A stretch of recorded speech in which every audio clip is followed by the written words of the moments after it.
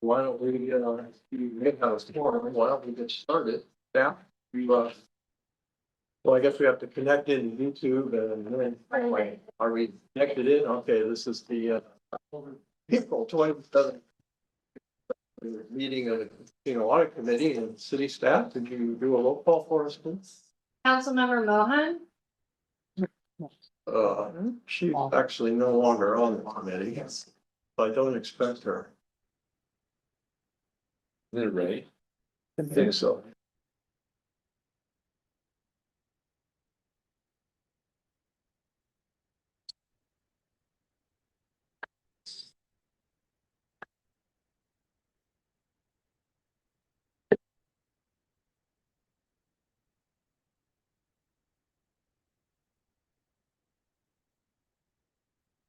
Mayor Moore, Present? Councilmember Wong, Present. No, I don't think so. Council member. Oh, they have this thing. Yeah. Actually, Council member that Wong. should be Wang, isn't it? WANG, is it? Yeah, I think he goes by Wong though. Oh, does he? Yeah. Oh, okay, now. Yeah. Okay, I heard, yeah. Apologies. Committee member Wong, Vice Chair Wu, Yeah, present. Chair Schmidt, Here. all present with Councilmember Wong absent. Great. All right, call our meeting to order then. We have a forum. And Lindsay, is there anyone from the public that wants to speak on general that you see? We No. have no speakers, Chair. I see none in here either, so we'll just march forward into our first three items on the agenda, which are the consent items. And I do have one comment on the second item, which is I've chatted with Jonathan and Dennis, and I think in future reports, we're gonna have a variance analysis attribution, which we've talked about frequently. So we don't have it for the current report and expect it, I think, in the future. So that's comment on that consent item. And then the question, I have a question on the third consent item, which is the treasurer's report. The attachment is item A, Chandler's investment report. And I noticed that this question, I guess, is for Carlos. I don't know if Carlos is on the line, but the question is the city's, hi, Carlos, thanks for joining. We have, a way of approaching these reports using the consent function now. So my question is, for that item, the city's portfolio seems to have a overweighting to higher durations than the benchmark. And I wondered if you could just briefly explain why that is. You're on mute, Carlos. Thank you. I apologize for that. That is deliberate, although the position has been to start to bring that duration position a little bit closer to the benchmark. As you're aware, some of the decisions that we make as an investment manager have to do with how we position the maturities in the portfolio. So the term structure of all the investments will not necessarily look like the benchmark. We make a decision and we use analytics and some processes to help us to inform us on how we want to position that. The actual duration, so when we average out those maturities and their average durations, their associated duration of all securities, how that averages out to the duration of the portfolio, where we position that relative to the benchmark is also a deliberate decision. On top of that, obviously, how much we have in different sectors is a deliberate decision that may stray and will definitely stray away from what the benchmark looks like. Currently, the overall duration of the portfolio as of March 31st was 2.56 years. The benchmark was at 2.47 years. You were longer 3 months prior. You were at 2.63. We have been gradually bringing your duration down to be closer to the duration of the benchmark. You were at 2.63 years 3 months ago. As of March 31st, you're at 2.56. That's lower. And we're moving you towards 2.47 where the benchmark is. And we do that very gradually. We take incremental steps, and we won't be exactly at the duration. Our intent is to be slightly above it. And that's a call that we make based on what we think the capital markets are going to do. In this instance, this is related to the volatility related to the war in Iran and the Middle East. The rise in risk, or I should say, the rise in volatility of risk assets, and specifically the rise in the price of a barrel of oil, has caused rates to move up and down with a lot of volatility and generally remain a little higher. And when we have volatile periods, we want to be a little bit more neutral to our target as measured by the benchmark. So the answer is it's a deliberate decision. It's not random. And right now, you've been longer since the fall of 2023 when we made a call that rates would be falling. And that's exactly what they've done up until the beginning of this war. Right now, we're in the process of moving you closer to neutral, just slightly above to neutral. And that's our plan right now. I hope that answers your question. Yeah, it does, Carlos. Thank you very much. Are any other committee members having comments or brief questions on the consent items? Mayor? Item 3, I want to point out, almost 12 million in the operating checking account. And I was wondering if that's in alignment with the new cash flow policy, or I don't, 5 million target. It is 5 million is our target. Currently, we're butting up against the lay cap. Okay, So the idea will be exploring other options, other investment pools to be able to tap into, as well as possibly longer term investments from Chandler. okay, and there is that something called it's like a California one, some other pools. Yeah, camp. There's a handful of them that would meet our, and we can get into it a little more in detail in the investment policy that kind of discusses that a little more. Okay. Any other comments, questions? Excellent. I have one last question for John. Mayor just mentioned the cash flow model. I'm wondering if in a future to be determined audit committee meeting, we might have a brief presentation on that cash flow model by staff.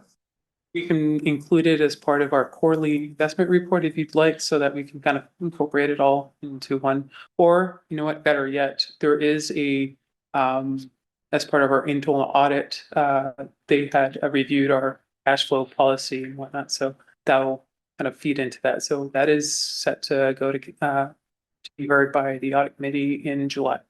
That would be ideal if we could work it in the July meeting as part of that. Fantastic. Okay. Do we have a motion for the consent items? Or let's see. Yeah, we need a motion. I gotta be it's been 3 months since I went through a meeting. I'm inviting the staff before we've done that. We ask questions. Well, public comments comes before my invitation of a motion. So are there any, Lindsay, that you see out there? No speakers, Chair. Excellent. So why don't we go to a motion on, More so moved. excellent. I hear, is there a second? Second. Got a second from the vice chair. Any other points of question, comment, discussion from the committee? Just to clarify, I'm moving the consent item on it. Just, I missed what, because I said so moved, but I don't think you got your full sentence out. oh, no, I did. Okay, No, we're good. Perfect, We're perfect, perfect. That's why I didn't, okay, perfect. So, yeah, well, seeing no other points of interest here, why don't we all vote? All in favor of the motion? Say aye. Aye. Any opposed? Looks like it carries unanimously. So be it. Excellent. I'm so enthused about consent items. It doesn't take much to get excited in an audit. Boy, you can just do so much more now. All right, so that brings us to new business, item number 4, receiving the internal audit. Oh yeah, and thank you, Carlos, if you're still there, for attending our meeting. And thank you, internal auditors, for coming to our meeting. This item is receive the internal audit, fraud, waste, and abuse programs and internal audit programs updates. general here. So Jonathan or Chelsea, just over to you guys. Yes, Thanks for coming. thank you. It's nice to see you all tonight. Let me share my screen here. Is everybody able to see my screen? Yes. Yeah, we can see it, but it's such small font. that, It's small. Let me get this bigger for us. How about there? Does that work? Well, I'm pulling it up on my own screen, so, but I don't know, committee members, any thoughts? You can see, I think they're younger than I am, so they're all seeing it fine. All right. Well, I will get us started here. We still have one open item project from the fiscal year 24 and 25 audit program, and that's over the grant management internal control review. We are still trying to finalize this report. I had talks with Jonathan last week, and I'm pretty confident that we should have something to you by the next audit committee meeting. But this one, that is the last remaining for the fiscal year 24-25. So looking at fiscal year 25-26 internal audit program, we're going to be you'll be receiving a presentation by my colleague Annie Rose today over the council-wide policy review inventory. We are working with City on feedback and finalization of the investment/cash flow policy review and recommendation. So going back and forth with the city on those. We also have the city-wide internal control review. This is going really well. We performed interviews, and right now we're really working on testing those high-risk controls that we found, hoping to have a draft report to you all next time around. And then, of course, our ongoing internal audit services. This also includes monitoring the fraud, waste, and abuse hotline, as well as performing validation continuation. And I will be going over both of those statistics here in a second. Is there any questions about either last year's or this year's current internal audit program? I don't see any hands unless there's a question. We may think of one, Chelsea, but if you could, that's good. Absolutely. Well, I will go into the fraud, waste, and abuse statistics. So I did see your question about, the timing of this. So really the timing of when we're looking at this quarter, it was from January 17th through April 20th. And we have not received any complaints this quarter. So 0. So that still remains. We have 39 total reports. 31 of those reports have been closed, and there still are 8 reports that are open. So going into those reports, I will tell you, I met a couple of times with the city attorney this quarter, and she is very, very diligent in trying to get these 8 closed as soon as possible. So hoping to see this statistic go lower in the coming quarter. Yeah, while we're talking about this, a couple of questions, and the other members may have some as well. I'm wondering if you could entitle this FWA. I think in the past you used to do that, and it's useful for, sometimes we extract this and then show it to city staff, for example. And if it says fraud, waste, and abuse at the top, it's very helpful.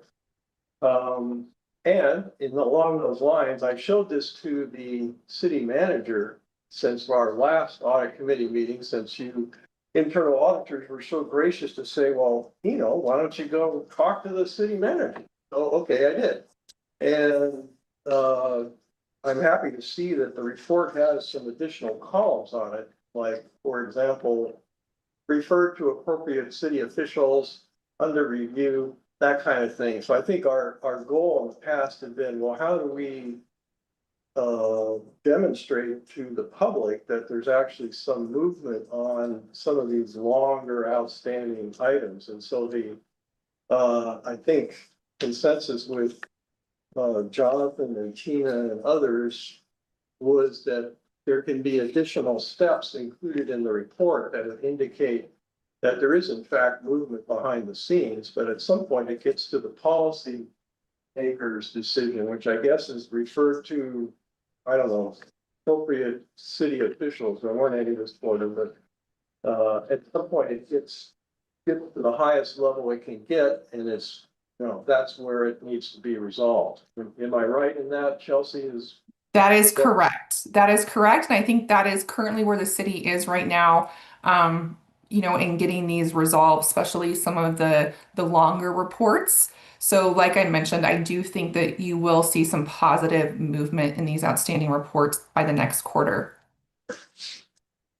great. Any questions from our committee on this, at least? Yeah, Mayor. Just want to comment on the fraud, waste, and abuse reporting.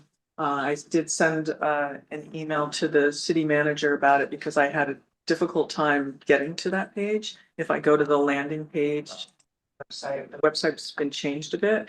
So if I don't know that the fraud, waste, and abuse hotline exists, I wouldn't know to put it in the search box to find it. And I put this in my email a little bit more prominent there, for new people, or members of the public that want to go and look at that page. So hopefully that'll get remedied. So we're both attacking it. Thank you, internal auditors. I think both of us were given our to-dos on the last meeting, so great. We're making progress. So- Wonderful. We'll talk about progress. Let's talk about the audit validation. Looking at the audit validation, there were a total of 79 recommendations. We have 25 that are still open. And during this past quarter, we were able to validate 3 new recommendations. Those were specifically all on the 2023 report. This was the library expansion construction audit. And so looking at those, 2 of them were talking about change orders. So the city has added language on the change order form to verify hourly labor rates with certified payroll substantiation. So the finding has been implemented. The second one, the city was able to update the change order form to indicate language about the amount to verify that sufficient markups are applied on the next change order value. And then last but not least, one was around adding language to the design build entity contract that the contract supersedes any agreement between the design build entity and subcontractor. So that language has been further added into the contract. So really great. I know that the city has a lot going on right now, but yet they're still being able to validate findings and get these cleared. Any questions? Yeah, I think I sent you one, which was, it seems like in the open recommendations column, there's 25, of which 16 relate to 22 or 2023. So I was wondering, hopefully it's not going to be that I need to go talk to the city manager, but what can we do to, I guess, estimate when these may be resolved by? I know it takes city staff time, it takes your team time to evaluate their responses, but it seemed like 3 or 4 years ago is quite an elapse of time. So my question is, do we have some guesstimate as to when we may resolve these relatively older items? Yeah, that's a great question. And I think this, will be a conversation that I will have with city staff and management to see if they are, able to kind of give us an idea of when they believe they can help remedy these findings and, clear some of the recommendations. If city staff and management are able to do that, I would be happy to add those statistics into this report. So I guess dwelling into it a little more, is this a matter of resource allocation, or maybe it's a question for Jonathan? Any comments on, I guess you could hire a bunch of people, but that's not practical. I suppose it would be more of setting a priority to address these. As you know, staff is limited in the amount of time they have in the day. So if this is council's direction, or if this is prioritized above some of the other responsibilities, we can certainly make it a task to get to either address or at least provide a implementation date. Well, I heard the top policy making group mentioned. I look over at the representative. But does this come to the city council just practically? How does this get into the city council decision-making tree? If it does, or it just cooks along by itself? Good question. Actually, the internal audit program is, I don't think that actually gets forwarded to council now that I'm thinking about it. So let me go back to management and discuss that. See how we can address this. And by July, we'll have an answer for you. Sounds like a super answer. Any other questions on this element? Great. Okay. Thanks, Chelsea, for Thank you. presentation. Appreciate it. Okay, we don't need a motion on that one, I think. Do we? It's an informational. Or we're receiving it. Maybe we should have, so advice, everyone, am I just gonna accept it? I can receive it as chair. Unless we have an appetite for making a motion. Since I see no appetite being expressed, I hereby receive the report. Thank you very much. On behalf of the committee. On to item number, we left off the public comment, which I imagine, Lindsay, you would have captured me if I had gone too far. So your silence indicates we don't have any, correct? We have no speakers, Chair. Okay, so moving on. Item 5 on our agenda is an informational item. Receive the city council policy review final report. And this is going to be another Baker Tilly. And Annie, it looks like you're scheduled up to present. Thank you for coming. Yes, thank you so much for having me here this evening. For those of you who I haven't met yet, I'm Annie Rose Favreau, and I'm a director with the Baker Tilly team. So my group did the council policy review project, and my plan for this afternoon was just to present to you a brief overview of the scope of that work, our major findings, and then see if there are any questions or conversation there. But in general, we were looking at the council related policies. So the policies that guide how council operates.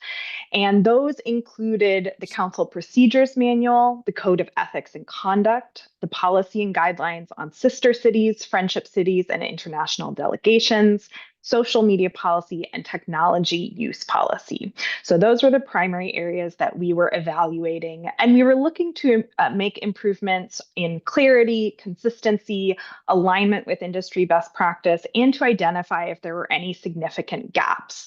So I would say the big picture takeaway, the frontline takeaway that I'd like to leave you with is that when we were reviewing the policies themselves, there were no policy areas that were entirely missing. It wasn't like we found a policy that you fully did not have in place. So that is fantastic.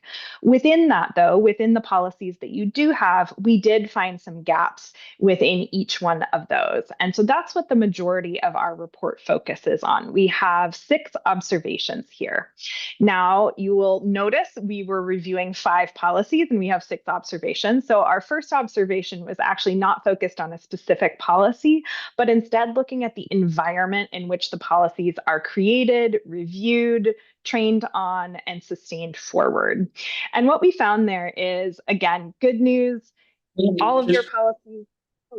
Sorry to interrupt. I wonder if you might flash on the screen the report that you may be referencing. Not everybody maybe has on their device. Absolutely.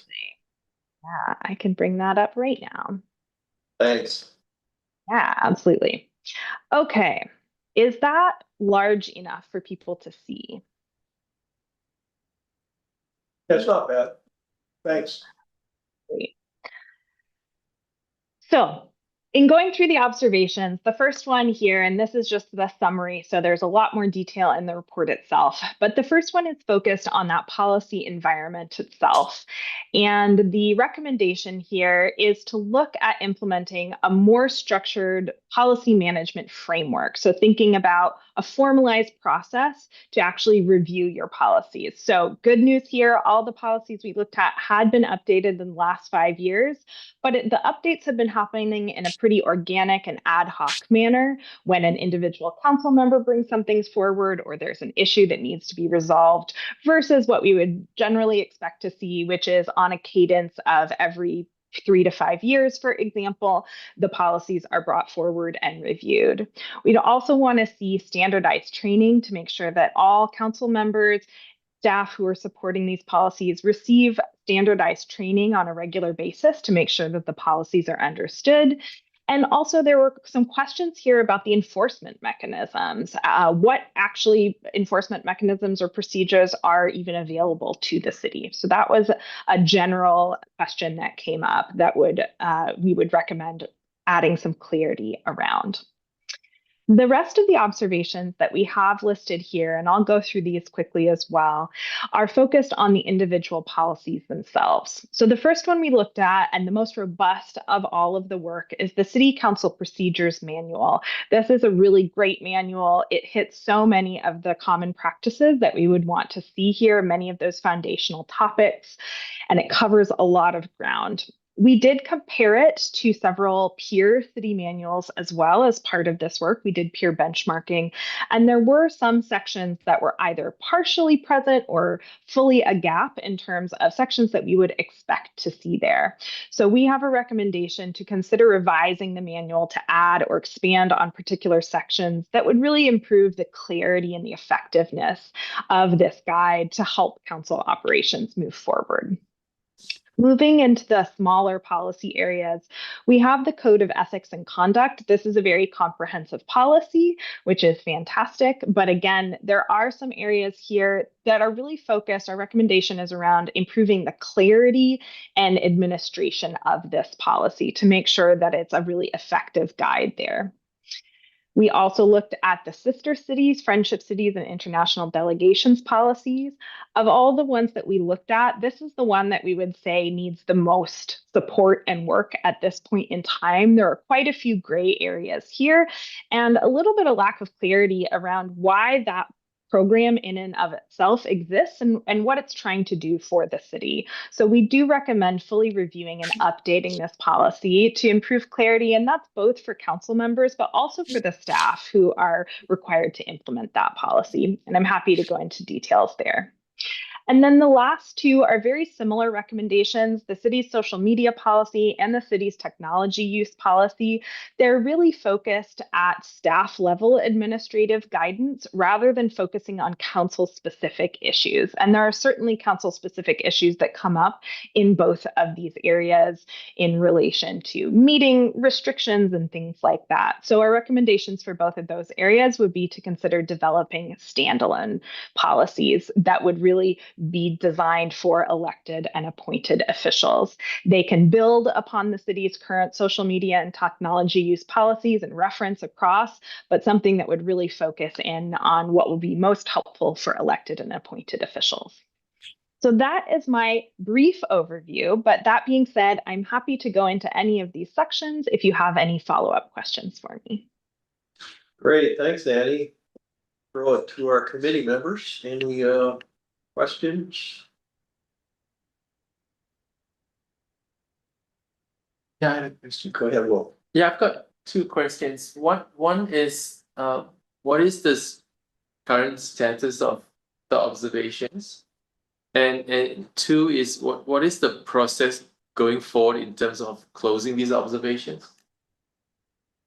So these are being presented to you today. So they have not yet, been moved forward or actively shared out broadly with staff. So I would say all of the observations here are open, and they'll go through a similar process to many of our other observations and recommendations, where there will be a determination of, whether you wish to have staff resources. City council and management will decide on the right allocation of staff resources to address these, and then they will be closed out as you move forward. In general, though, from our perspective, the sister cities policy is the one that we would recommend moving forward with now. The others, I think, can all wait until you come into the natural cycle of the next time you update these policies. You could pick up some of the recommendations that we have here and incorporate. I think the sister cities is the one that we'd really focus on currently, and the others can be done over time as well. That covers Thank you. both of your Yeah. questions. Thank you. There. Okay, so the sister cities policy, will be coming to the council, I believe it's next week.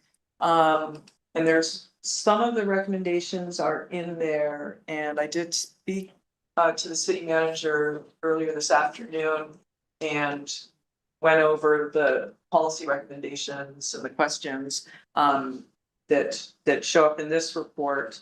So some will be addressed and some will need some more thought on.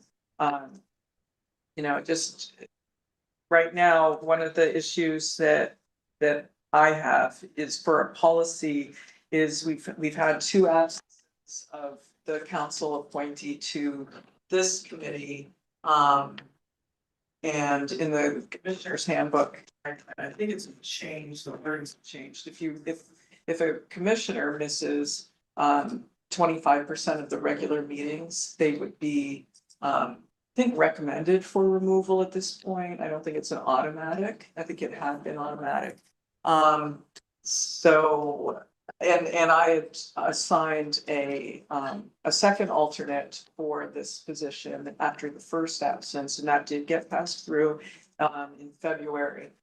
So I don't know what happened here with regards to neither showing up. So I don't know if that should be a policy, should have a policy around that for council members not attending their committee assignments, because that's becoming an issue.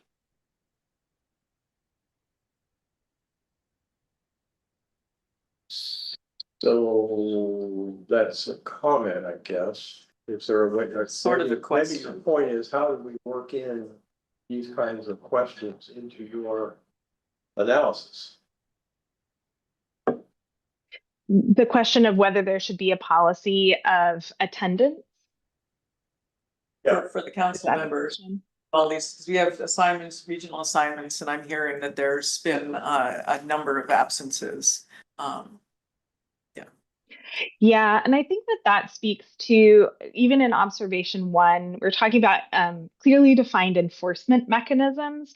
And you'll see in the report that really gets down to when folks are not doing the things that we have requested they do, what are those enforcement mechanisms? What is appropriate consequences for that? So I think that this is a good example of that, where we don't yet have clarity on that front around exactly, you know, we might have the expectations clearly defined, but we don't necessarily have that immediate next steps defined if those expectations are not met.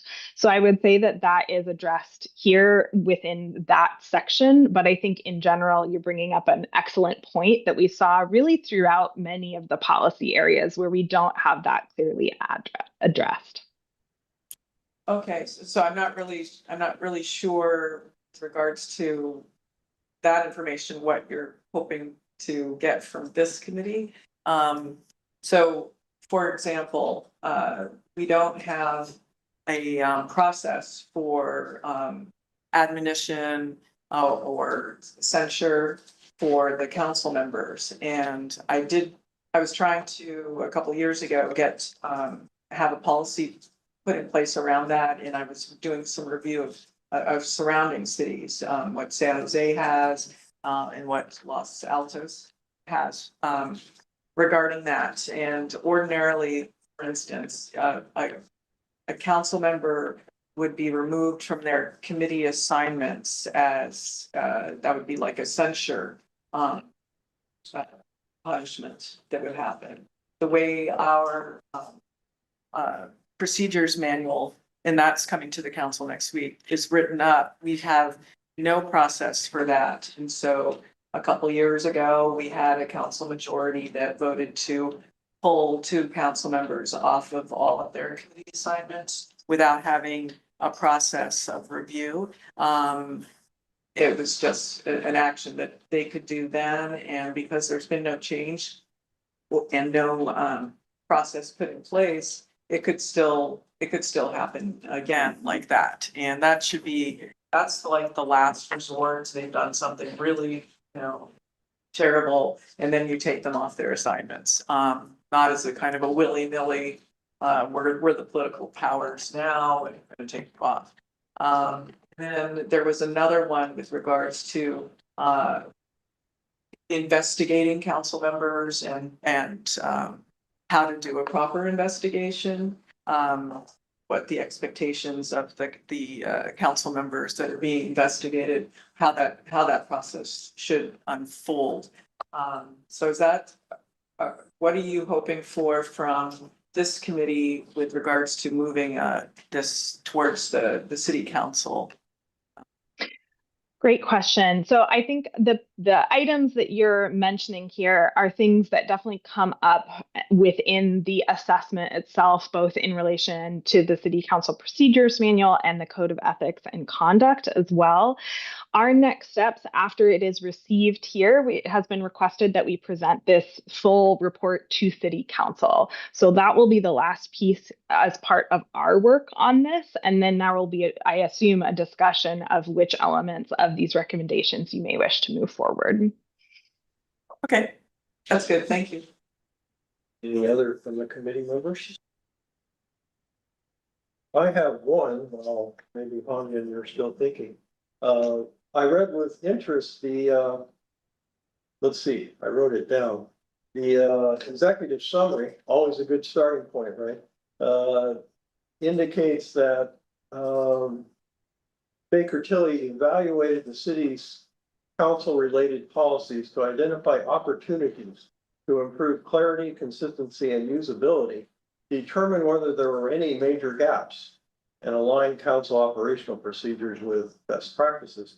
So my question is on the determine whether there were any major gaps. I know you mentioned something about those, but I was trying to read the report then to find. So my question is, are all 6 of these observations the maybe major gaps, or going into the full gaps that are indicated in more detail in the policy? Are those full gaps equivalent to major gaps, or are there no major gaps altogether? Great question. So in terms of the policies themselves, there are no policy gaps, meaning you're not missing an entire policy. So that is the good news that we're working off of. Within individual policies, we did identify some partial and some full gaps where a particular topic was or was not addressed in the policy. So I'm not exactly sure of your definition of full gaps, but when we're looking through and using the word gap, that's really what we're speaking to, is a specific topic that we would expect to see in that particular policy, and it either might be partially addressed but not totally clear, or it might not be addressed at all, in which case we would call that a full gap within the policy. Okay, that helps me understand what you meant, because I honestly was trying to find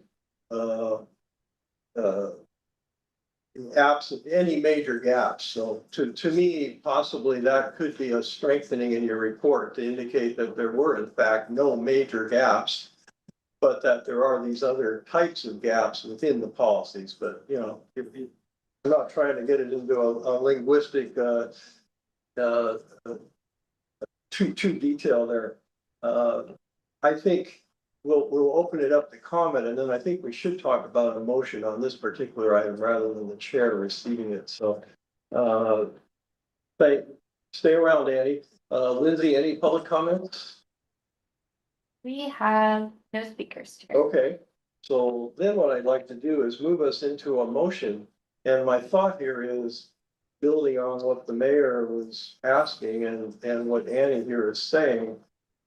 One of the roles I see the audit committee having is, internal auditors report into city council and the audit committee. So we have the opportunity of, drilling into the report in any way we like, or once we're satisfied, forwarding it to the city council with our comments or lack of comments, saying it's fine as it is. So I think this is a good one for considering that. If the committee has an appetite, we can have a motion that says report was, we deliberated on it and we had a few changes or suggestions that were debated back and forth, and we think we highlight those or we're not. So I'm throwing this out as what's the appetite here? Do we want to clarify our view as a committee, or happy just receiving it? I'd like the comments to go to the council. I think so too, probably.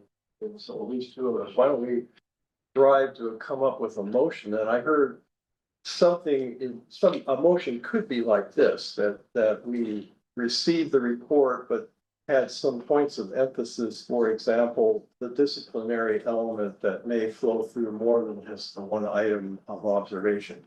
That's one way of phrasing a motion, I suppose. And the attendance of the council members and with regards to their committee assignments. Okay, that's certainly when we were starting to touch on city council stuff that we were suggesting, that's kind of like we can word that very carefully, I suppose. But okay, I hear you, that's good. Any other, well, maybe we can have a motion if there are any other topics that come to mind. I honestly think you could do better on the major gaps of wording, but I don't think it rises to us wanting to emphasize that to city council. Jonathan, maybe the staff has something to chime in on this. I think you're quiet down there. I just wanted to confirm, as of right now, I only have two, which is the attendance and disciplinary action. Is there any other topics that we want to include? These items would be included in the staff report as topics of discussion or recommendations for points of emphasis by the audit committee in after our deliberation or as part of. I mean, to be honest, this is one of the first times I've actually looked at this particular issue. I guess I must have been busy with other issues, but like Baker Tilly is internal auditor. I guess this was on the internal audit work program. So That's correct. yeah, so it seems like there's a lot of meat in the report, to be honest, but I'm not sure I have a lot of other issues that I can feel confident raising at this point. So those are the two summaries I see. We could have a motion that includes the report, or, very thankful for having it. And we want clarifying question. How often is the policy reviewed? Is this like an annual cadence, or is this kind of just trying to kind of understand? Great question. So Yeah. we recommend a cadence of every 3 to 5 years for policies to be reviewed. All of the policies that we looked at had been reviewed within the past 5 years. So they were falling within that cadence.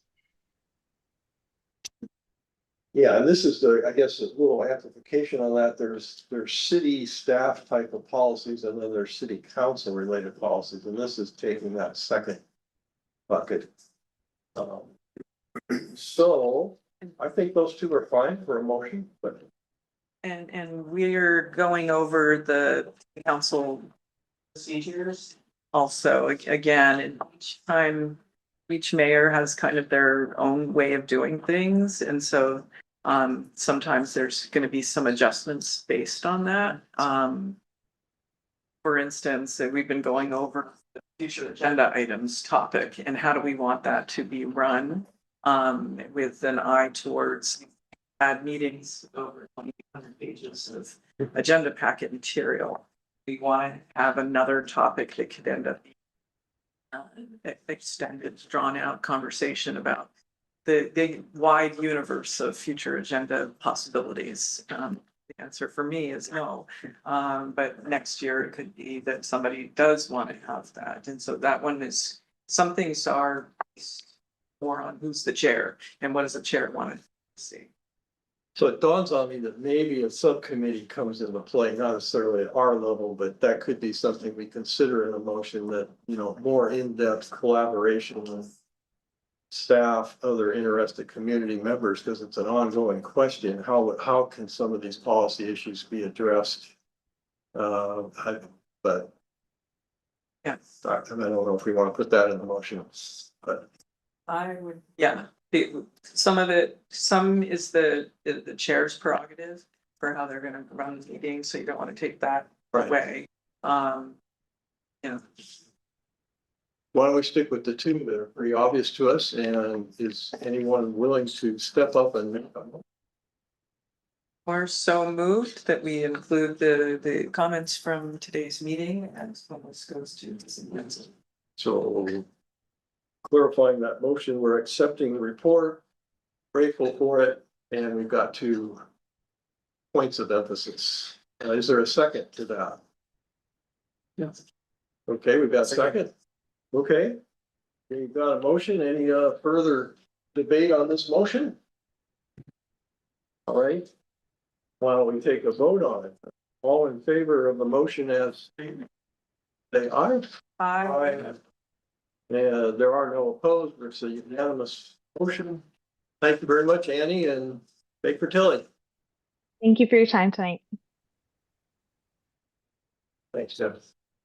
Okay, so we're moving on to item 6, which is an annual review of the city's investment policy, which has Jonathan as the head, but possible help from Chandler. I'll go ahead and start us off and then Carlos will finish. So before you use the city's draft annual investment policy for your review, as part of our standard practice, the policy is reviewed each year to ensure it remains aligned with California government code requirements and industry best practices before being forwarded to City Council for adoption. At a high level, the city's investment objectives remain unchanged and continue to prioritize preservation of principal, followed by liquidity, and then rate of return. Overall, Chandler Asset Management has concluded that the policy continues to be well-written and effective in guiding the city's investment portfolio. This year's updates are relatively minor and focuses on clarification and alignment with recent legislative changes. The key updates include additional detail and eligibility criteria for local government investment pools to strengthen oversight while maintaining flexibility, and a minor updates to reflect recent changes in state law, including SB 585.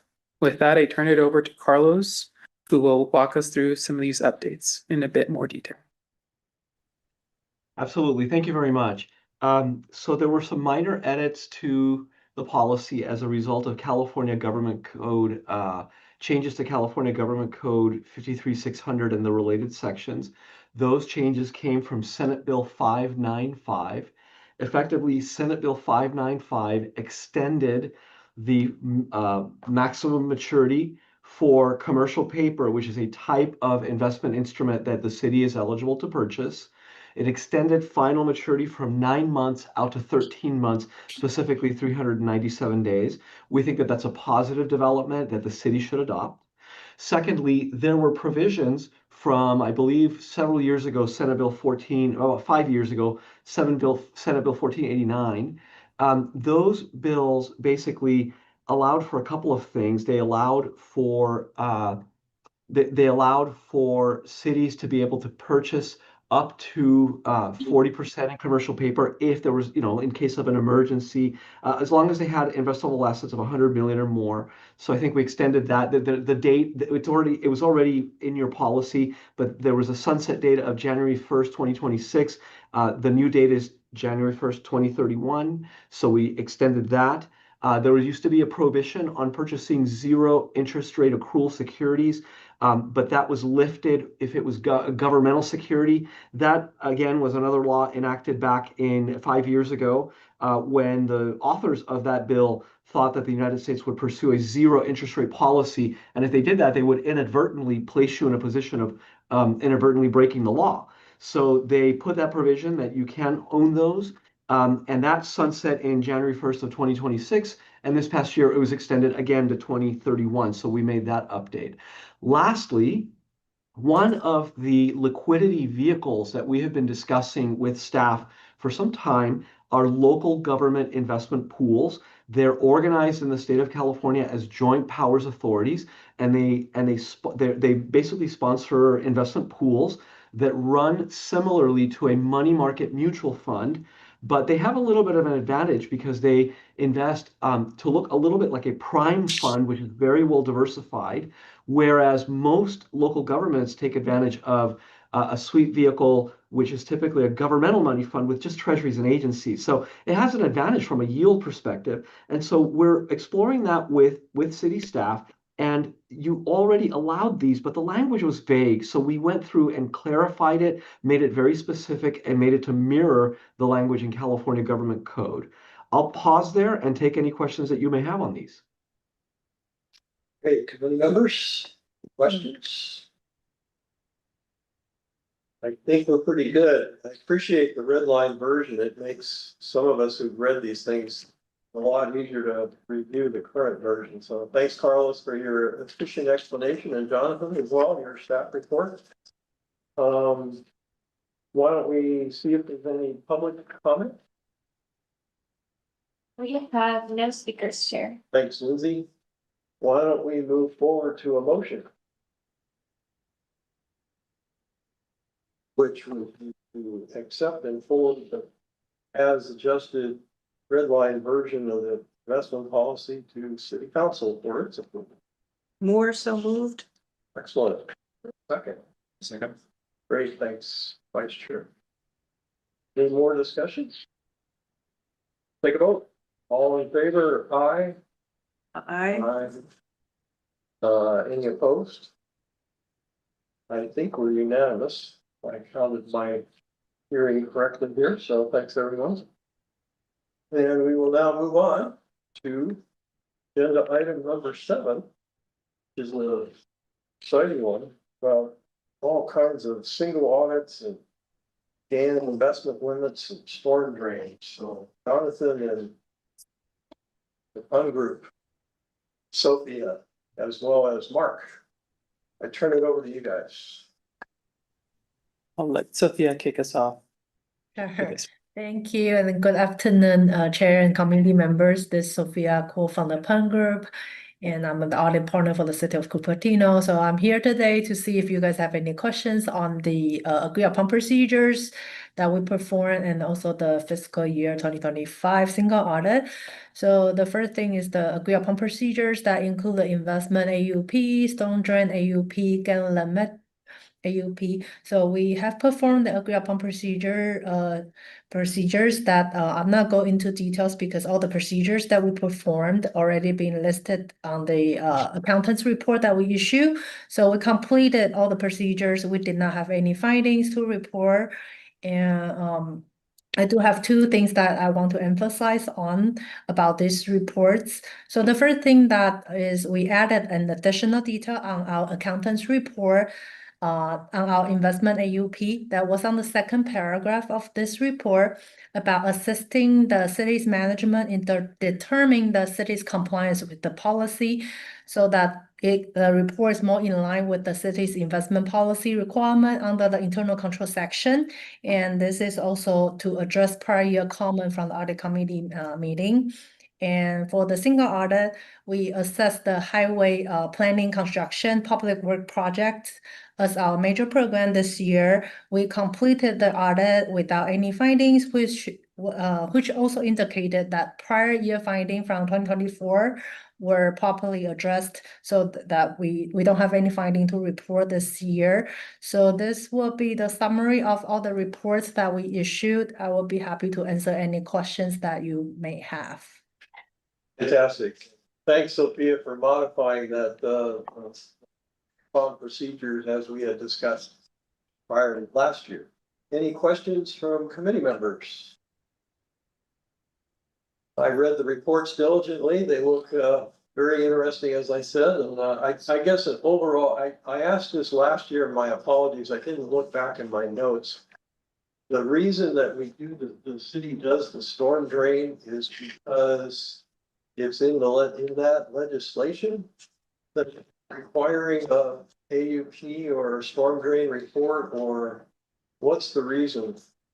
I vaguely remember that there was a condition as part of the storm drain tax that there would be an AUP that would be provided to council on an annual basis when they adopt the rate increases. And so this AUP will be incorporated as part of Ursula, the sustainability manager's report that's set to go to council, I believe, later next month. So I know this is maybe not the right place to do it, but maybe it would be good to confirm that there is actually that provision in the original legislation. Someone probably did that long ago. We probably think that every year, and maybe next year I will forget that we did this and ask the same question again. Sorry, Mayor. They do reference the Muni Code, section 3.38.160A. Observe the clean water and storm protection fees have been deposited and recorded in Fund 230 within the account, many numbers, for that section of the Muni. So it's actually in the municipal It looks like it. that we do this storm drain thing. And they mention another part, 3.38.090. Specifies that the city finance department bills out fees to property owners in situations where the fee was not included in the annual tax assessment. I've read this code on this storm drain fee pass. Yeah, they reference 3 sections of the Muni Code. No, more, there's more, many sections. Okay, Yeah. so question It's in answered. there. Yeah, okay, so it's We've done the research on the fly. Thank you very much, Mayor. Okay, so this is an informational item. Why don't I exercise my chair authority here, and we hereby receive the reports and thank city staff and the fund group for being very efficient in the public. Thank you. Good. So moving on to agenda item number 8, discuss amendments to audit committee duties, powers and responsibilities. We have a staff report. Jonathan, why don't you kick us off? Yeah, this is another roll call presentation. So this item is returning to the audit committee following direction from city council at the October 7th, 2025 study session. At that meeting, council supported the original proposed updates of the committees and asked for additional items to be brought back to the audit committee for further consideration before returning to council. At a high level, the original amendments include renaming the committee to Audit and Finance Committee, clarifying oversight of internal controls and audit reports, and in adding a provision related to artificial intelligence and financial oversight. In addition to those items, council requested feedback from the committee on a few key areas. First, a meeting frequency, whether increasing from 4 to 6 meetings per year would better support the committee's role with flexibility to council if there is no business. Second, expanded financial oversight, including potential review of the city's budget, long-term financial forecast, reserve policies, and major financial transactions. And third, whether there is value in establishing a budget subcommittee to allow for more detailed review of the budget content. The treasurer's investment report have already been transitioned to the council's consent calendar and consistent with council direction. Today's discussion is intended to gather your feedback on these items so staff can return to council with a refined recommendation. This ends my presentation and I'm available to answer any questions. Great. And thank you, Jonathan. Any questions, comments from the committee? Mayor. With regards to the reserve policies, so I've noticed that our account balances have got 317 million, I believe. So, the question that I keep having is, where is that sweet spot where we're not hoarding taxpayer dollars and by instead of providing facilities? And what's the dollar amount that we should be targeting? And I don't have the expertise to be able to determine that, but I feel as though we have the fiduciary duty to the taxpayers that during their lifetime, if we're hoarding money for some reason, they're not getting what would be expecting. So I've had that. Yeah, I love to see the bank account growing. That's wonderful, but are we being fair to the public? And then what does fair look like? So we should have no more than 250 million. Well, that's not gonna make sense here. So that with regard to such bias, I don't know who would be a financial analyst that this is their specialty. I don't know who. Let me say that that's not this, that sounds like a super interesting question. It doesn't get any more deeper than that, right? So thank you for that. And I think it's great, as we discussed the charter, I'm trying to put this in context and some way of addressing everything. So I think there, and in addition, maybe we could put that in the other items that are addressed in the staff report as additional possibilities that this committee either has already authority or should consider passing. So maybe this is a good time for me to comment while you guys are coming up with more questions. My comment, clarifying on this in the staff report is there's already in the municipal code a series of responsibilities, and some of those I think are pretty broad. My theory is we want to keep them as broad as we can without hamstringing or restricting or requiring things that aren't maybe as important in the future. But we don't have to. The more you hard code into a code, the more difficult responsive to issues that come up. So maybe each of these issues think about in terms of do we already have authority as a committee on leadership? So pretty interesting. I could take a broad view of this, for example, and say we clearly have authority to look over the audited financial statements, which is the ACFR. And in the ACFR, there's all kinds of discussion about reserves. So we could say that we already have some authority because every year we're supposed to forward the ACFR, and that's a big responsibility of the audit. So we could, and again, I'm taking one extreme of how I would approach these problems.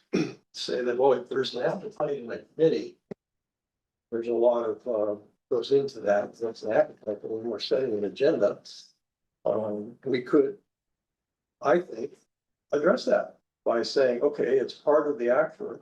The audit, independent auditors address what the reserves are. There's all kinds of revenue in the financial statements indicating that, and then there's comments about why the reserves are what they are.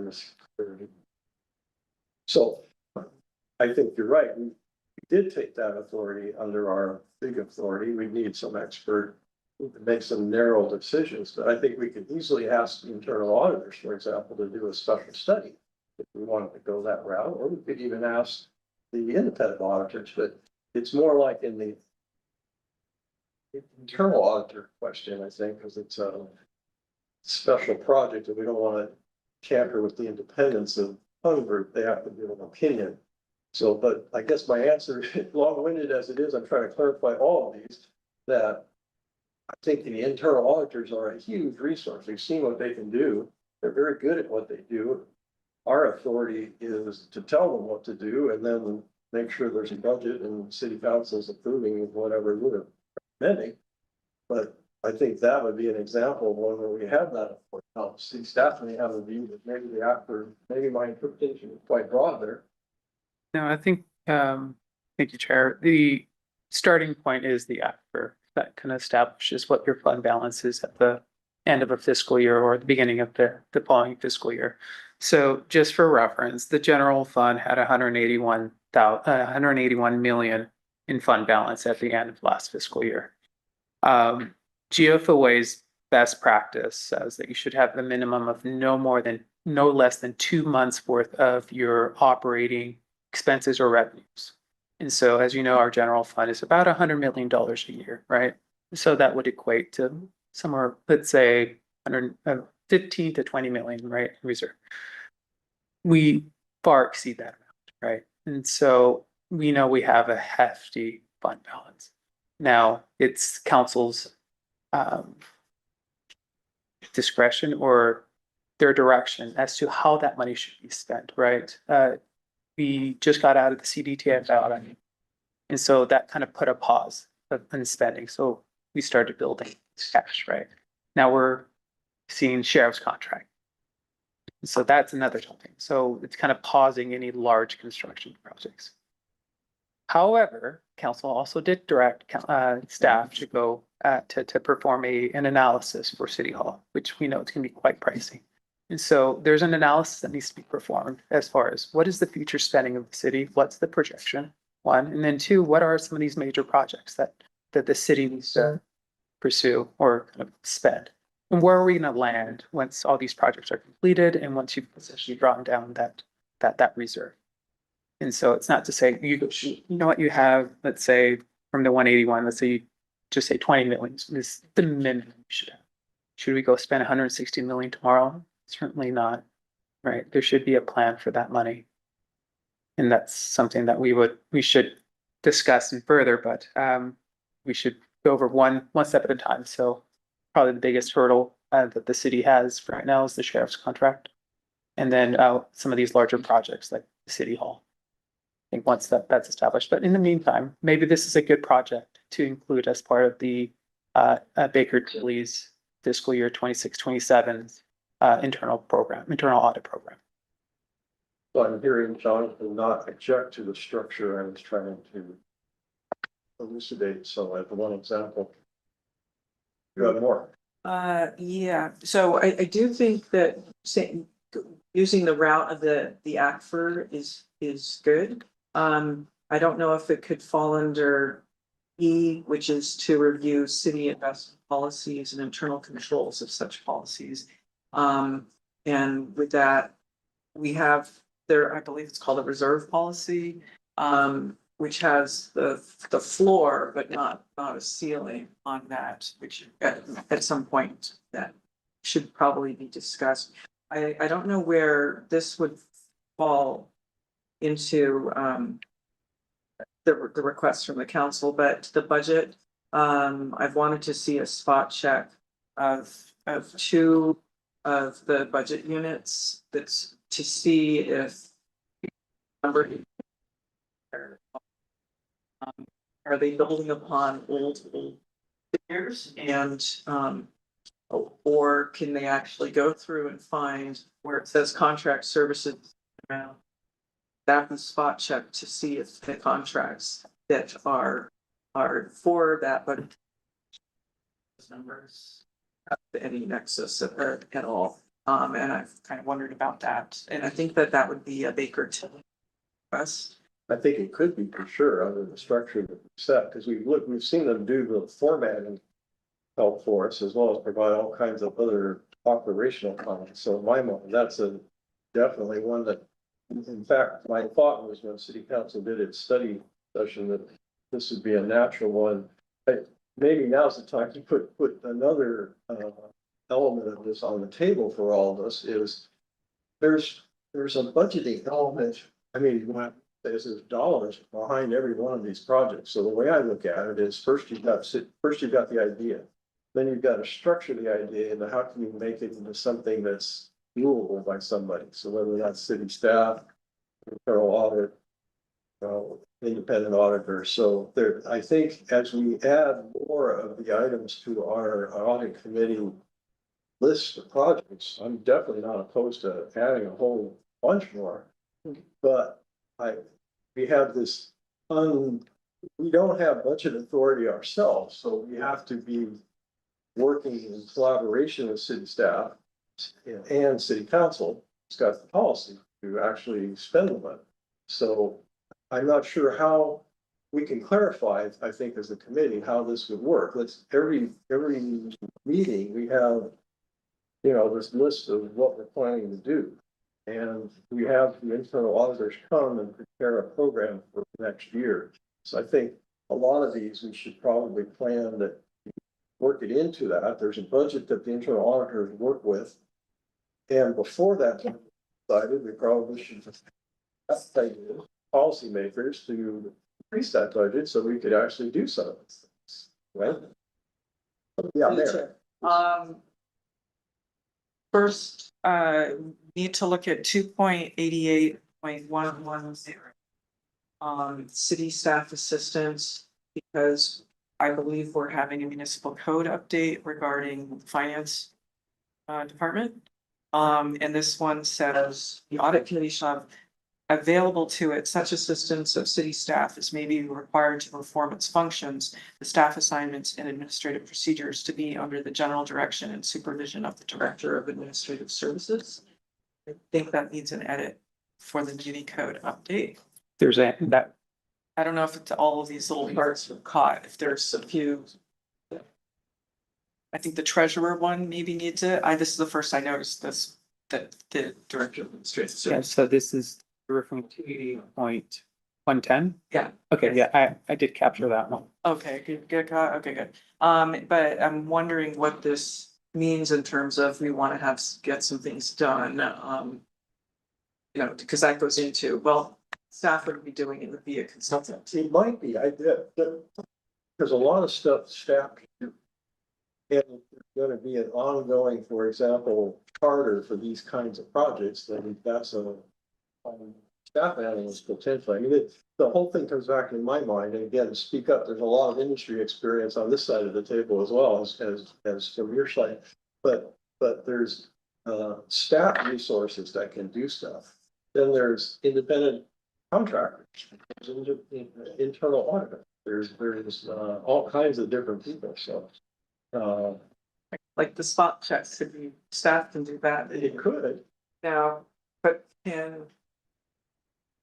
because there's so many different budget units, I would personally be saying, you're gonna spot check, we wanna see a spot check of 2. And this is getting into operational, more of the. So if you go to a consultant and have them do that, you've got that separation, but it's more like we would like the city manager to be directing that this happens as an operational type thing. It just seems like, I don't know how to.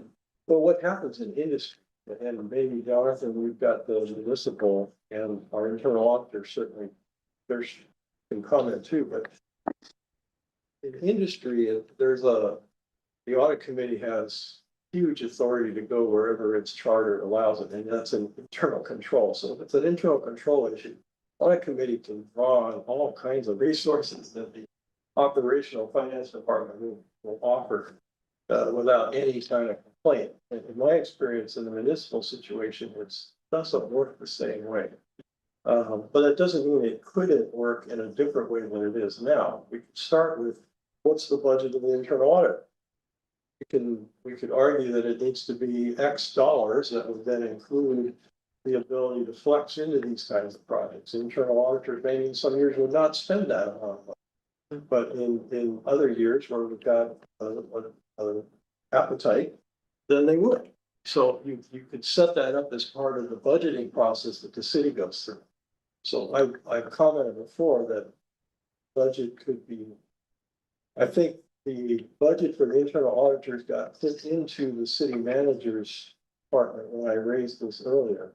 You happen to know off the top of who determines the budget of the internal auditors currently, finance or the city manager?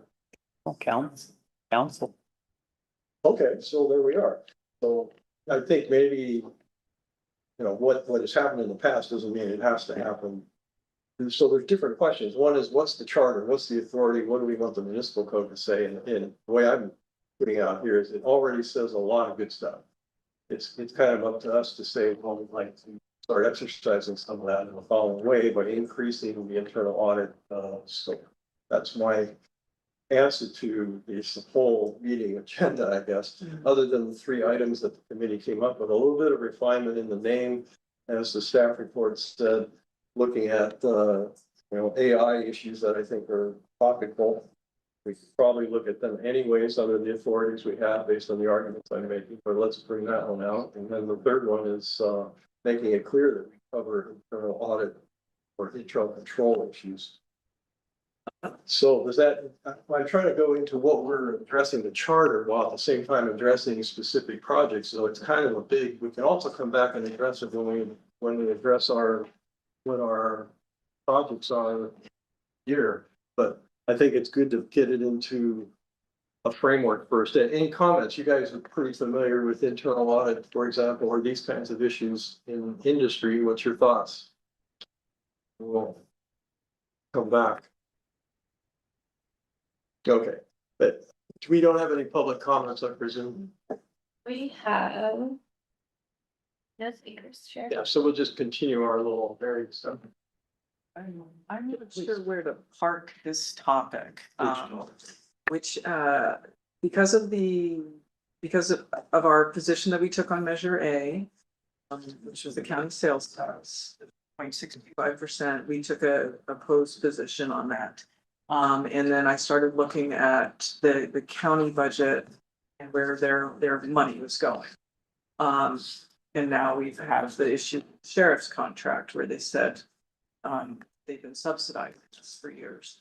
And so I did a bunch of research into where our sales tax goes.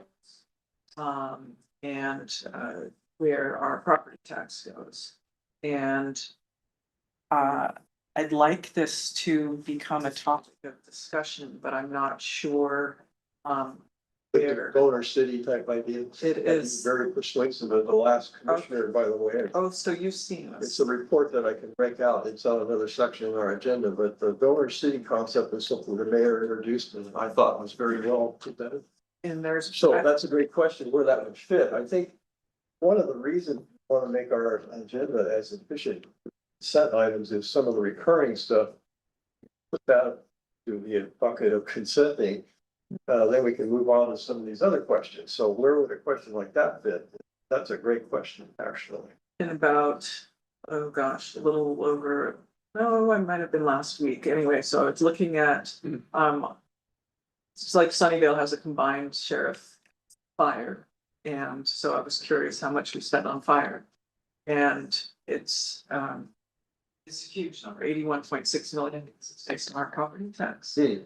And I think that it's way more than it costs. So we're subsidizing the whole network. A normal city, $350 per person, is $1,300 per capita.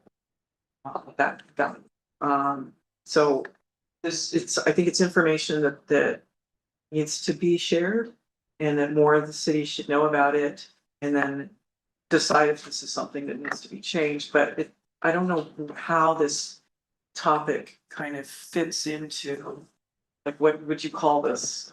Well, let me throw another one out. Since we went through the actor thing, let's go back to the other element of the municipal code, which is we look at internal controls. That's the audit committee's one of the main functions of an audit committee.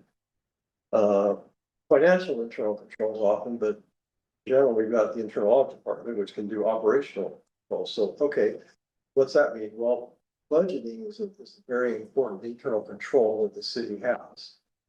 Things. So if there's a danger that the city may be running out of reserves or having not enough revenue to cover its issues, or particular contracts are subject to need, that's a going concern type of issue that in industry everybody just immediately jumps on. So yeah, we gotta look at that. So again, I think the authority is in the municipal code already for us. Again, Jonathan, if you get to find, I think the last one that I was stretching, I don't think this one is much of a stretch. If there's a huge contractual issue that's suddenly subject to big numbers, that the audit committee would have authority in other contexts to go look at it. But what's your view on that stretch of, you want to call it a stretch? to be frank, I probably wouldn't put it in just the general internal controls. I following council's direction as far as the formatting and the budget subcommittee. And kind of start the budget format, to include that. I think you would then be able to pull in the sales and property tax, how that is calculated into that and how it kind of feeds into the budget, right? In performing that analysis with them, right? So you can tackle your sales and property tax can be the emphasis one year. You can kind of move on to other taxes the next year and you kind of do some sort of cycle, right? I'm sure as audit subcommittee members are moving seats, maybe a pair of committee members are focused on property taxes and sales taxes, where the next is more on the services fees, the city charges, the precedents, right?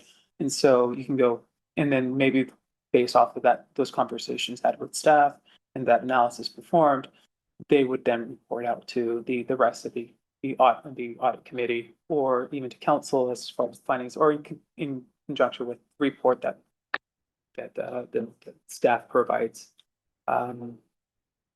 as part of the budget process to council, that these emphasis or certain topics were discussed as part of the subcommittee. And this is what was generated.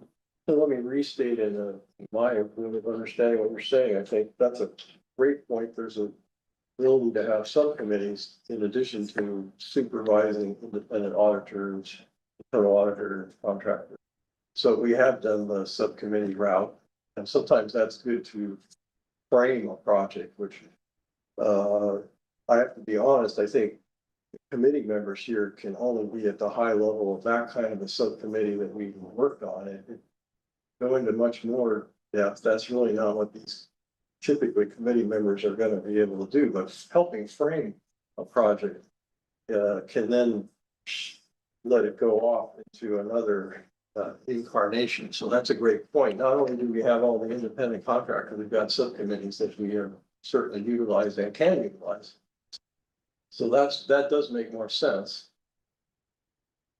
Yeah, please. I mean, we're interacting here. I think trying to keep it in a context of what can we agree upon today that we can then forward to city council in terms of what we have. So this has been very productive. Keep going. I was wondering if the committee feels that the council has been looking at taxes, and should that maybe in the future be something that has a stop here, where the potential taxes are discussed and what their implications would be before it gets to the council, because there's a dollar amount associated with each potential. And I'm just kind of thinking, going back, if we could turn the clock back, because we're already so far along this year, could or should that be something that this committee would look at? Sure. All right, it could be, and that's a great question. Again, what I would think is, first of all, there's the big question of, is this an audit committee or a finance committee? And we sort of cross that decision point by saying we've been acting both capacities for decades. So once you open up, in my mind, the finance part of the committee, it's much less well defined in a lot of ways than the audit committee aspect of it, because there are these kinds of questions that are inevitably less well defined. So I think there's a tug and pull here in terms of what kind of resources, how can we, as a committee, we could maybe have more meetings, which is one of our questions today. I'm not personally in favor of having more meetings, because I think we should be efficient enough to delegate these things to other experts, and not being experts necessarily ourselves, but we could at least carve out what it is we're asking and then supervise that. So I don't think more meetings necessarily answer. Subcommittees are certainly an answer. Internal auditors are certainly an answer once the project's well enough defined and the budget has been obtained. In terms of actually looking at some of these finance issues, it certainly could be done that way, but there's a tug and pull, because we have trouble getting at large public members that are qualified to do all these great things. There's some of what you're saying, I think, is a staff issue within the city. that where the policymakers say, okay, we want a special report, whether that policymaker is coming from us as a committee, city council, or some other committee. There is ultimately, some of this is a staff finance function. Well, we want a report that breaks down taxes, and that's what we would do if you, as policymakers, told us to do something. The first thing we're gonna look at is city staff. So maybe that helps, comments from you guys in terms of how do we structure ourselves in a discussion here where having more meetings, we haven't touched on that. Feeling of the committee. Right now, I think maybe you can recap. I always get confused, but in the, I looked at it as having one required quarterly meeting. And then we've generally had 2 special meetings. And when we've had $1 million issues or other significant issues, we've had many more meetings.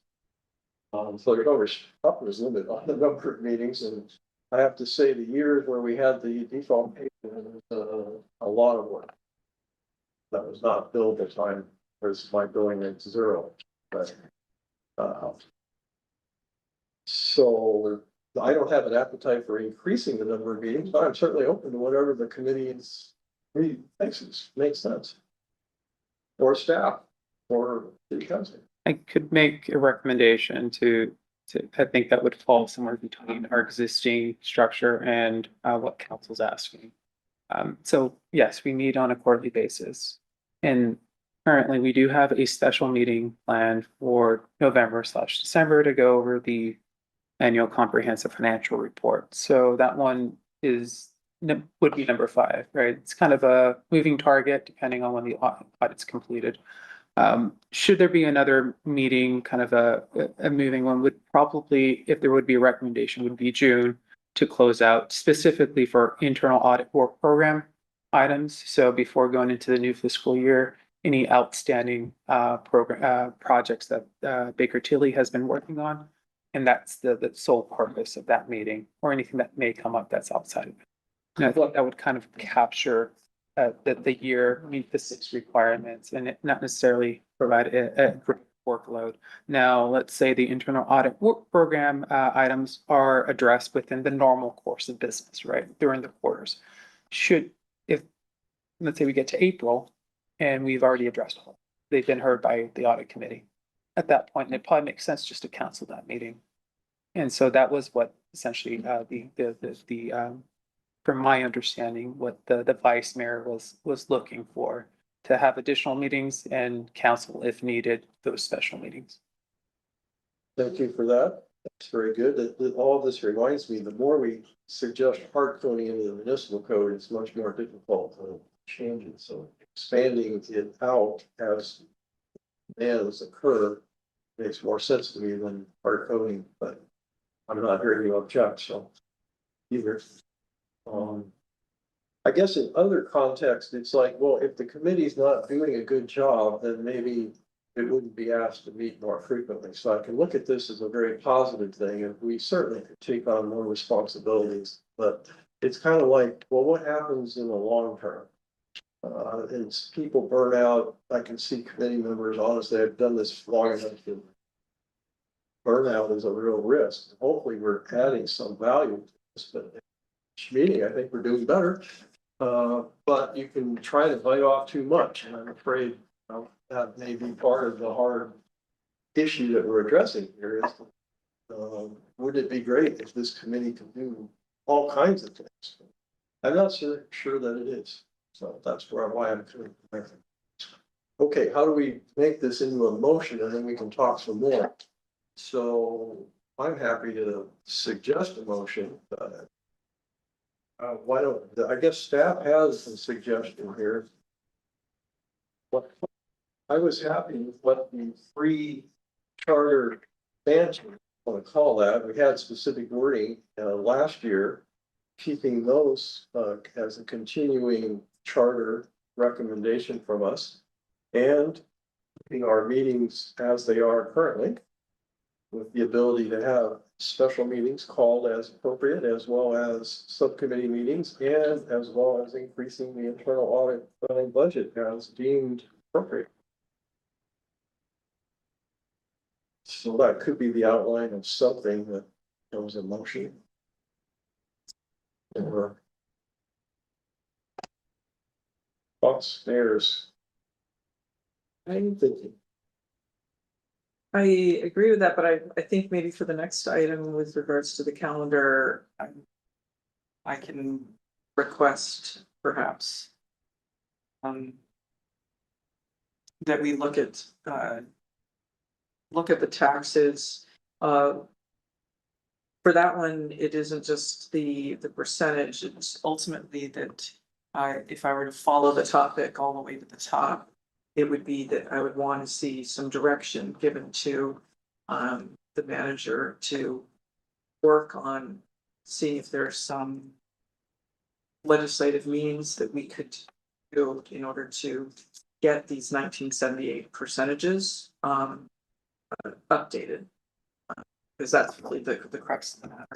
We're locked in with these very old, the 15% of our property tax going to the fire where we only get to keep 6.51 to see if there's some way. So that's kind of like, I'm wondering if we begin it here, moves to council, we recommend council look at it. Council say, wow, this is terrible. Is there something you can do about it? And then that would follow on after this discussion with the sheriff. So you know, if that makes sense as a way to have this topic go through the system. It might, but and I like hearing that. Here's one issue that we've touched on, but comes right back into play is how do we spend other people's money in a way that makes sense? And right now, I'm only asking this and I'm trying to get some levity while we also have the problem here is we've got lots of things that I could see we could come up with as projects. And I like that one for a lot, you know, but the previous one, I liked previous two. I like those too.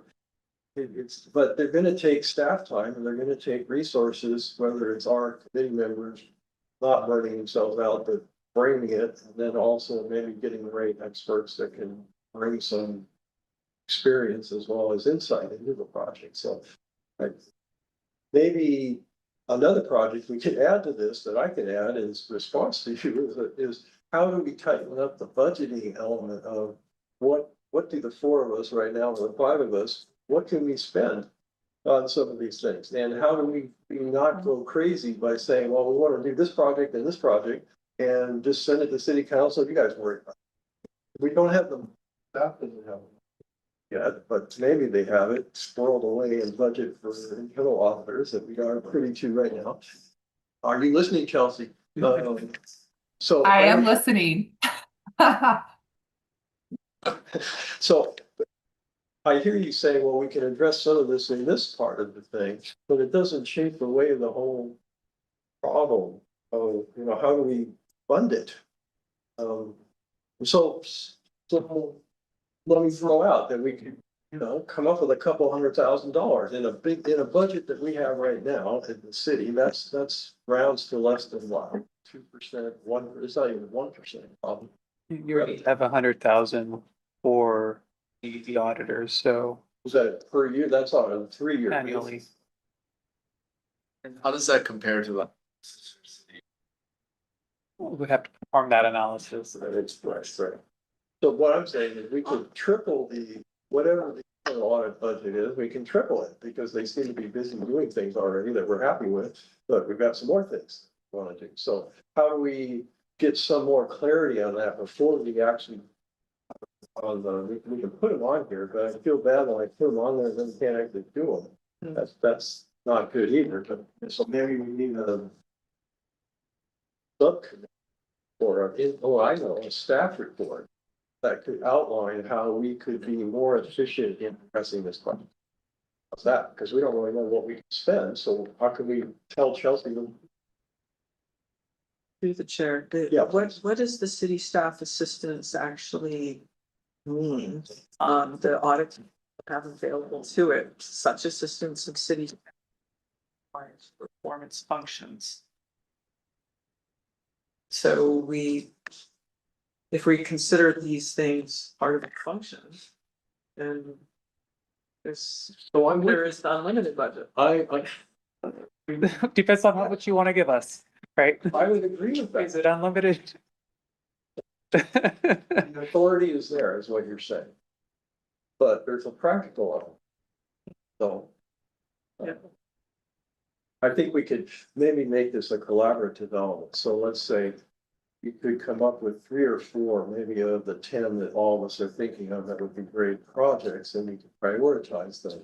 And then we could say, city manager, what do you think? I mean, that is another observation. I mentioned that resources are constrained. In the past, we've had a lot of success with city manager actually being present. Of course, you're representative, but you're also an independent finance person. So I think having city manager in these kinds of discussions adds a practical element. I've asked city manager, or senator delegate, but things haven't really worked out. So They attempted to, just as a, why they did attempt to make it today, unfortunately, they got caught up at city. yeah, I completely believe it and understand it, but we've had some, the reason I bring it up is sometimes there's these defaultation issues that go across departmental things. Sometimes there's authority issues that we're asking.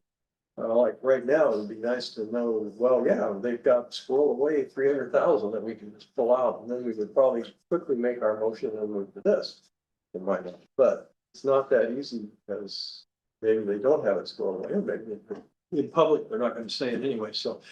But what I'd suggest is we move on to the project list, which one way to get it started is we could have that discussion when that's there. And in the meantime, we could try and get our charter, which maybe I'm seeing an appetite here that a couple of us were nodding heads on the motion I had sort of outlined. If we have agreement on that, then we can sort of go from the principle, we have a lot of authority. What we're still not sure of is how we can judiciously exercise that in a collaborative function, and then we can talk about that in this. So given the various additional topics that we would like to entertain perhaps, we don't know what the budget is and we need to have some clarity around that. That's what I mean, yes. Yeah, So that plus would be- all the things that maybe the city council went through in their study session, I think fits into the same thing. It's the authority, as far as I'm concerned, is still there. I don't think we need more meetings, which is by necessity going to make us be efficient to handle any extra projects that are added in addition, or something will get have more meetings or something. They don't have to be hard coded. I guess I'm coming back as a broken record. So hey, I'm seeing enough nods to, do we want to have a motion that somehow strives to accomplish what I had previously said? Jonathan, did you keep track? Well, I guess we're trying to keep, I'll make the motion. The motion is to continue forming the city council boards and the backboarding of the community tried that last year, first in 3 areas. And not change the number of meetings or municipal code suggestion times for meetings. And all the things that were requested in the study session would be under our authority, but we're not sure how that. No, I can't go, but that's too much. Can I cut it off, whatever I said previously? I guess no more extra meetings, the 3 things we suggested last time. Everything else is in doubt because we don't know the budget and we want internal auditors to be able to do it. And so we're needing budget authority, Yeah, you know. but so we want to put that in the charter. It doesn't seem like that. We want to make the charter motion clean. In terms of what's being recommended, it seems like it's essentially everything status quo. However, based off the conversation that's had and some of the desires of council, it seems like the audit committee can address those through an increase in the budget and asking the internal auditors or another consultant to perform an analysis, which would then report back to the audit committee. And that could be in the staff report. That goes with this. Okay, Right. so now the motion is clean. Is that Charter is clear. There's 3 municipal code amendments. And there's no additional meetings. And that's it. That's what we're recommending the municipal code change to. And then in addition, we have this discussion and staff supports or whatever. To authority. for additional projects that we would then work into our normal course of action that we have mechanisms for setting the internal audit program already. It comes to us first, then it goes to city council, so we can, next year when that arrives, we can do that, or we can have subcommittees and all these other things we talked about. You want to read the motion? We gotta have a second before you have a read back of the motion. So, anyone want a second, whenever it looks like a shut? I can make lights clean. Three, what you want to repeat what the three municipal solds recommended? So need to retain the three original motions by the audit committee, one being the name change, two being clarification on oversight of internal audit reports, and three being the use of artificial intelligence as a tool for financial reporting. In addition to those three would be to not change the meeting requirements as set by the municipal code. That would be the action. And then included in the staff report is the request of additional appropriations for other projects as set at a future date or per recommendation in July. That sounds like a clear enough motion. Thank you. Second. All right, we got a second. Excellent. Now we can actually debate the motion. Any comments, questions, thoughts?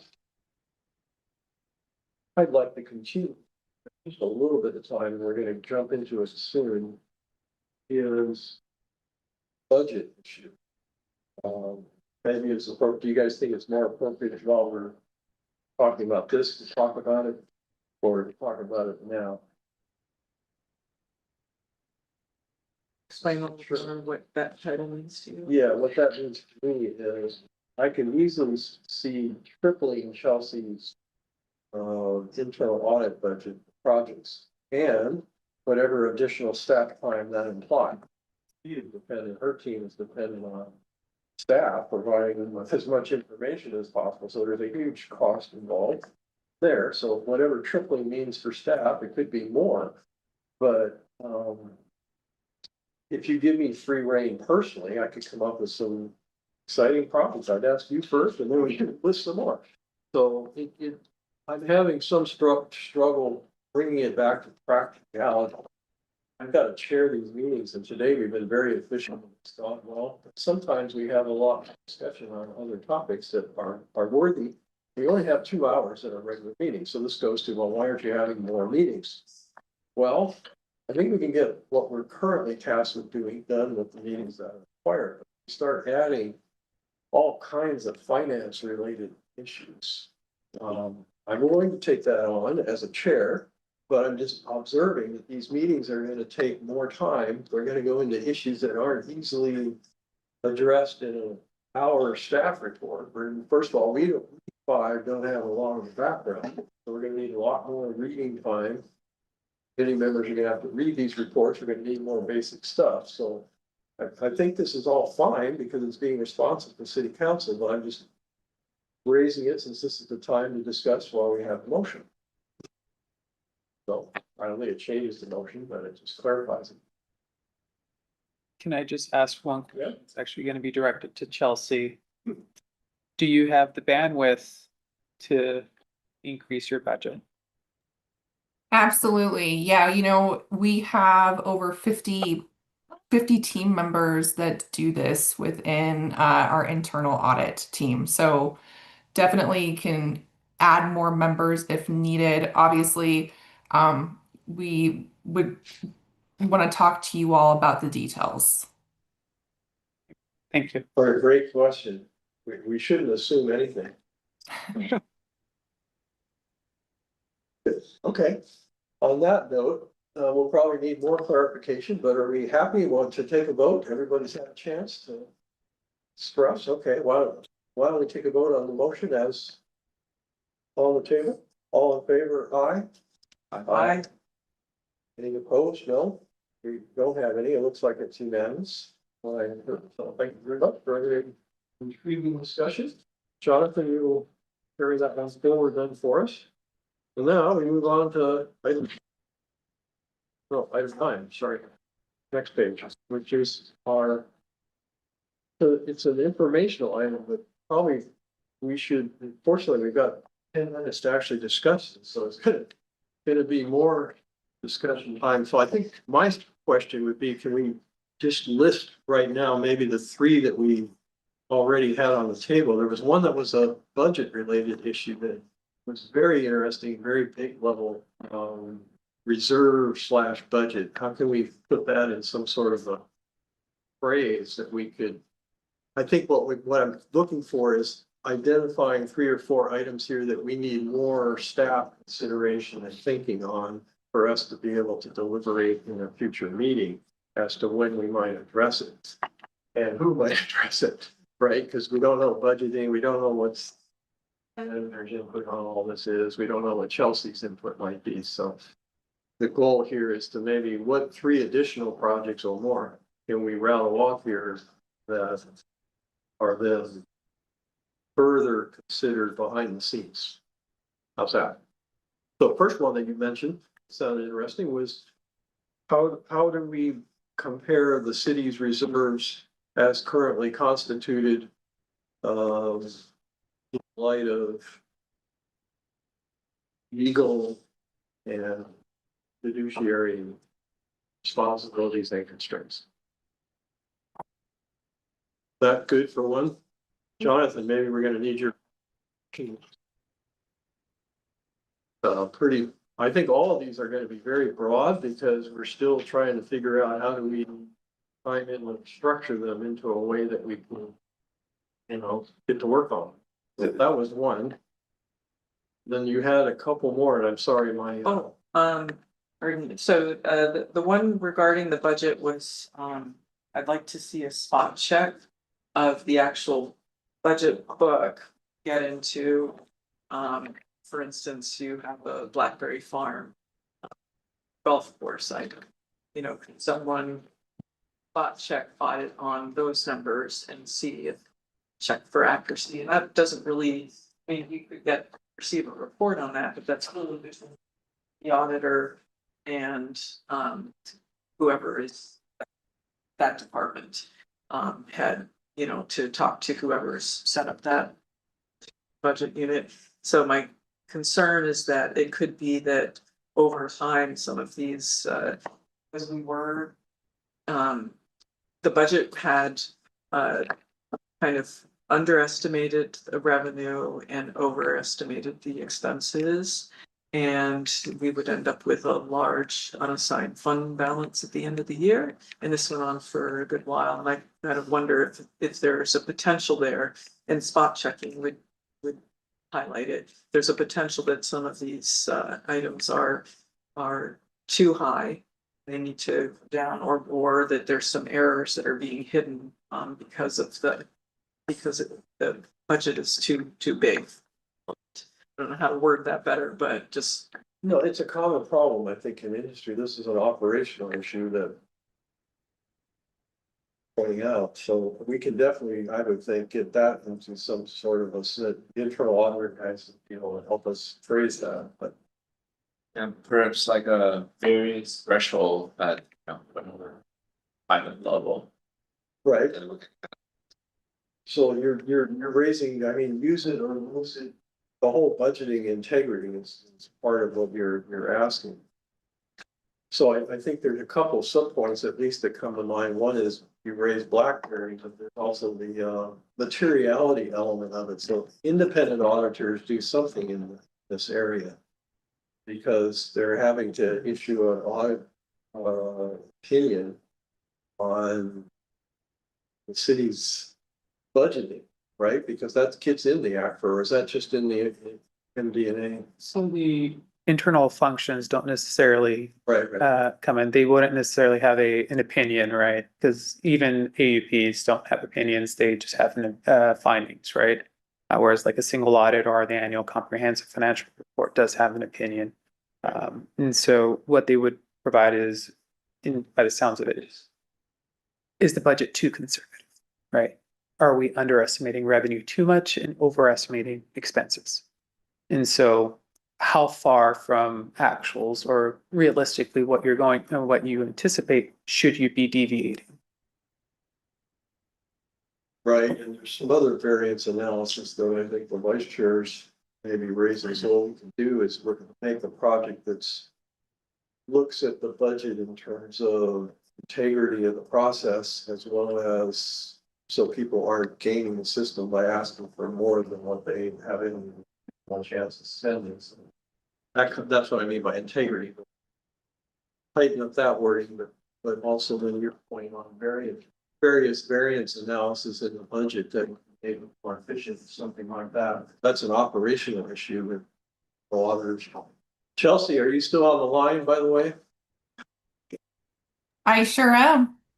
I wonder if we can make this interactive. So we have the first one that was relatively easy because I made it so general, it's hard to, the second one here is an operational element of budget. You probably are top of mind, all kinds of things you could think of that relate into that might help us phrase this very general topic that we're trying to put on the table.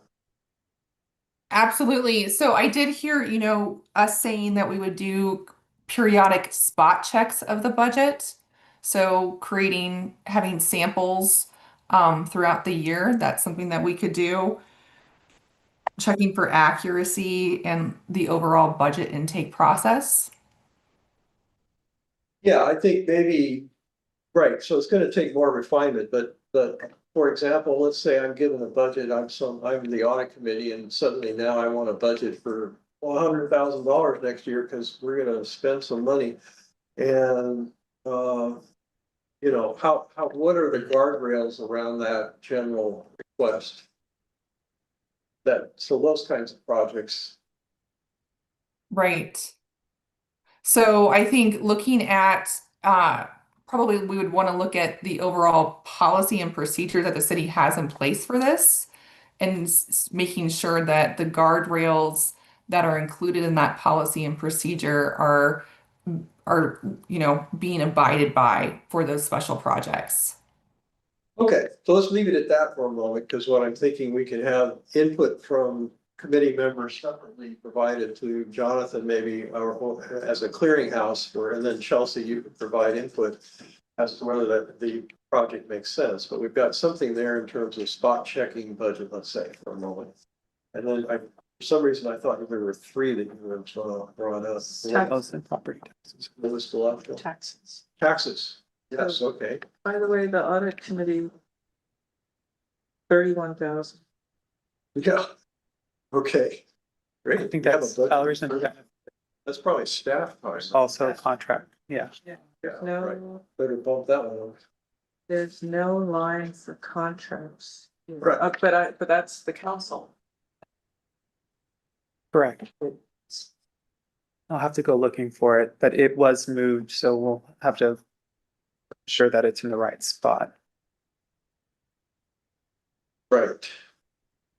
So another placeholder can relate to something else that somebody might be thinking of. So we've mentioned the likelihood that we're gonna have authority for artificial intelligence. So we could, I know next year, assuming that got into the municipal code, we were gonna have something related to that. So that could well be an interview project that says, how is staff currently using AI? And then I want to know how that impacts the financial statements. Or not. Short is, staff is not using currently in its ERP system AI for financial reporting. However, with the new ERP system, there is a component that uses AI to help streamline some processes. So as we're moving through that implementation, we can notate how it's being used or utilized and how in the future it could play a factor in its reporting. I know the Pine Group currently uses AI to help their sample selection, and so to identify what would be likely causes of or misreporting issues. So That's the short of AI. For that, I think having the authority is important, but we may need to think as a committee motion. I'm hesitant to even put that on the, so. Anything else based on the staff report from the city council and study session? Maybe. Put on here. To be honest, I'm. Having an adult brain toward the end of our meeting here, and it's not coming. So I'm happy not to add any more. I would like to point out there was a slight modification to the work plan. I highlighted here in red, not included in the desk. And this is just based off of conversations we had earlier. So as part of the July meeting, included that through the pending internal audit work program items, which is the citywide internal control review, investment in cash flow policy review and recommendation, and lastly, the grants management internal control review. I just added it earlier. So this is essentially a working document. So based off of what's discussed here, this is how it's going to end up laying out. So I can provide an updated version. Yeah, well, thank you for doing that, because this is a great example of how the agenda is going to, we're gonna want to put some more things in the consent bucket. Okay, so unless you have some more items, anyone, I think I'm happy with these changes, and we've got some more behind the scenes, most likely staff report will come back to us, a lot of interesting things. Excited to everybody, thank you for a very efficient meeting, and I call us by. Well, let's see, we also have some partnership, sorry guys, step. Looks, I mean, I can do this. No, I don't, but I have a question. Could I use as a way to introduce charts as a report and so, hey, so the next meeting, I just. That would be great, because I can report, but I don't think it's enough that you gave that neat presentation, like a half hour, so I think the committee could send us a PowerPoint form, whatever you use. Today. Well, Or to be included for written communication. yeah, written. For this agenda? Yeah. Oh, okay. So Right. does that seem legit to do that? Sure. Yes, okay. Seems great. Okay. And then, future agenda setting, we already covered. Jonathan, so what's the difference between that one and item 9? I guess future agenda setting more general concept? Yeah, from my understanding, some committees don't have a dedicated schedule and work plan. So maybe that's a little separate, it may be redundant. Maybe we can delete it in the future. Lindsay can look into it. I think we should keep number 9 on our quarterly meetings, yes. And that's because you have an item 9. So this Right. is an item, this is an issue that we were discussing this morning. The city manager, attorney, our procedures are coming up. And so there's been some debate because on the city council, we have a future agenda items heading, but it's just a report. And it's not to have discussion about those, if you want for the council, if you want to put something on the agenda, you would get a second. And you would go through email. So the mayor can put stuff on the agenda, but it goes onto a TBD list. So we're actually setting things. So this is a little bit different. Interesting. Yeah, so This seems more useful because a lot of us have different views, and we can work it out as a committee rather than an email that can. and we're not haggling over. So one of the things that was sort of happening at the last meeting was the haggling over. So when you do that, you're getting into a deliberation on, here are the merits of this thing that I want to have on the agenda. And then somebody might not agree. So, I see that you're using it through item 9, the calendar. So I think that's a neat way to do it. Great, so maybe Lindsay, we can get rid of future agenda setting and we'll just keep number 9. Jonathan. Right. And that, let's call us hereby adjourned. Thank you.